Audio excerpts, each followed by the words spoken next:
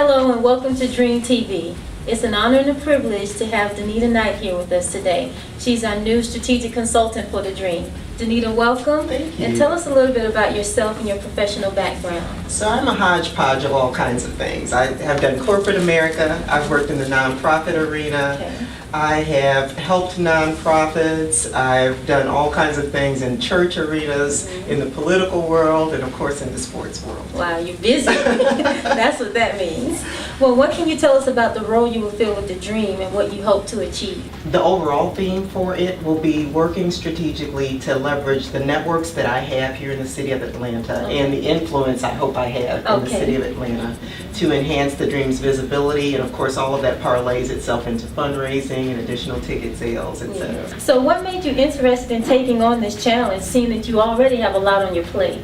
So I'm a loyal person. I've been with the Dream from the beginning, and I like to see things through to the end. So when this opportunity came up, I said, well, there's a hole right there, and I might be able to take care of that, especially because I'm cycling off of some other things that I've been working on in the city. So back in 2007, that's when everything kind of kick-started for you with the Dream. It did. So tell me now, since the beginning, what the role that you have played in helping bring the Dream to Atlanta in 2007, have you seen your goals and aspirations kind of come to fruition? I really have. That started with a friend of mine who made a phone call to 13 of her friends and said, there's a possibility that we could get a WNBA team here in Atlanta. Would you be interested in being one of the people to write a seed check? Okay. And of course it took me 2 seconds to say, oh, I'm in, Okay, done. I don't even think I checked with my husband. I think I just wrote that check. He'll be all right with it. He was going to be okay. And all these years later, here we are. So it's very exciting. Very good investment, I must Absolutely. say. Absolutely. When you look at the Dream's history and everything that it epitomizes, what is it that you believe this brand is about? Well, I have the benefit of knowing the NBA brand well because of what my husband has done and the WNBA brand. And they're two very different brands. And one is not any worse or better than the other, they're just different. And what I see with the WNBA brand is what the women bring to the community. They are all actively involved in this city. What they bring in terms of dreams and hopes for young girls and for young boys. What they do in terms of encouraging the folks here in the city to make this a better city. And definitely interested in doing their part. So all of that's really exciting. I think the brand is all about being accessible and making a difference in the community, not to mention being incredible athletes. Right. On the court. You know, that's one thing that I really love about the WNBA is the personal connection that we have with the community and the fans. Sometimes on the NBA level, it's not that it's standoffish, but they're protected. That's right. You know, That's but us, it's a humanistic feel to everything that we do on the court. Just remembering that everybody's still a regular person. That's no it. matter what. That's it. And these are superstars, by the way. Yes. Yes. So what changes have you observed over the year in the way the organization is run? I have just enjoyed watching the organization increase its level of strategy and sophistication. I think all of that's going on. So, you know, we started out with one set of owners. We now have another set of owners. They're very focused on the success of the team and investing in the team. We have outstanding staff running around all the time, working very hard. And we have the players. And we have the fans. All of that's good stuff. Awesome. So what excites you about the future of the Atlanta Dream now that you're on board? I just would like to see it just continue to be an enhancement of its current self. Okay. And nothing is broken. That's the wonderful thing. It's all about now continuing to be strategic and really trying to leverage what we can do in the community to make people realize that they need to offer support and then giving back to the community too. Yes, if they ain't broke, don't fix That's it, right? right? That's right. So you've been involved in various businesses. What is special about the WNBA and the Atlanta Dream? Special to me just because I feel like I understand this space. I guess the kind of the kicking off point for me was what my husband has done. So I've been in the world of basketball for a number of years, but had not really been in the space where I could enjoy professional women's basketball.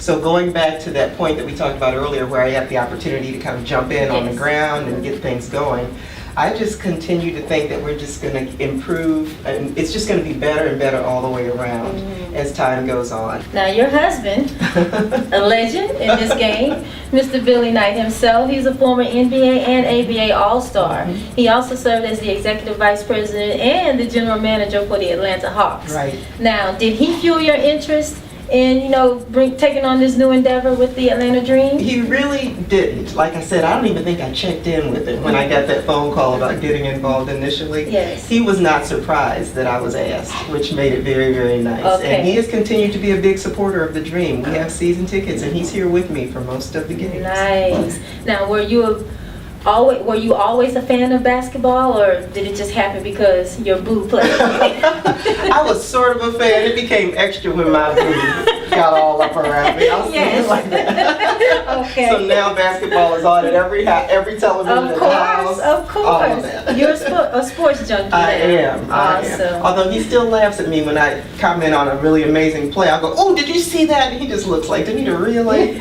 Really? That sounds like my husband with me with football. Yes. So, who were some of your childhood heroes when you were growing up, sports related or otherwise, and why? So my parents definitely. My father was a minister for a number of years before he went on to be with God. My mother was the classic minister's wife, but had her own career in nursing where she had integrated some things several years ago. And then my sister went on to be a psychologist and was the first in the second women's class at Notre Dame. Wow. And so I have some interesting women and men in my life. Now, prior to relocating to Atlanta 12 years ago, you lived in a number of cities and states.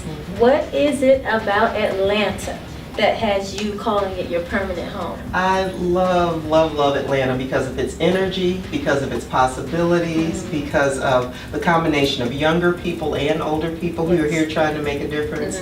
I have met some of my very best friends since I've been here in Atlanta, which is not easy to do. I mean, crews of women and men who are all about making a difference and making things better. And if all of them are not yet season ticket holders, they will be. Hey, I like how you work.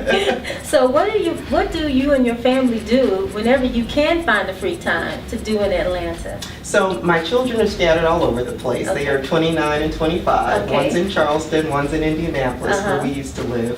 And so Billy and I are here with our dog Nico. And so we love movies. We love to watch them on television. We love to go to the movies. We love to go to concerts. We like Chastain a lot when we can do that. We like being still and being slugs too. There's nothing wrong with that. Nothing wrong with that at all. So tell us a little bit about the Atlanta Women's Foundation and your role with that organization. So I am the immediate past chair of the Atlanta Women's Foundation. What does that mean? And what that means is that I was board chair. I was the first African American board chair for that organization. Now we have another board chair who's also a season ticket holder.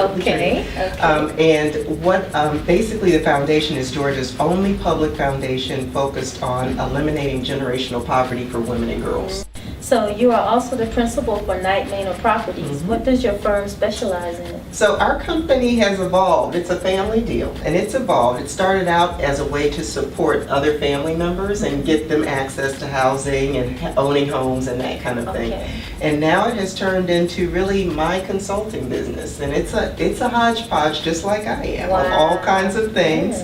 Lots of strategic consulting and work with nonprofits still, lots of work with women and girls.